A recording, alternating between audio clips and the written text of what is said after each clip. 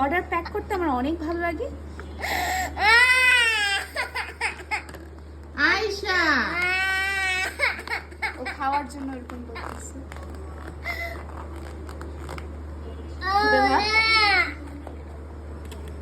সুন্দর করে স্টাপল করে দিব চিকেন রোস্টটা।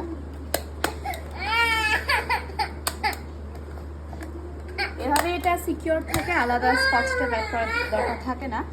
এগ ভর্তা, এগ লেখা, ব্র্যান্ডিং হিসেবে ভর্তা লেখা।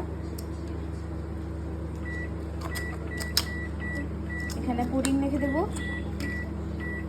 গিফট ফর হিয়া গিফট নাকি Just- জানো তো গিফট ফ্রম আস, যে গিফট এখানে লিখে দিলাম।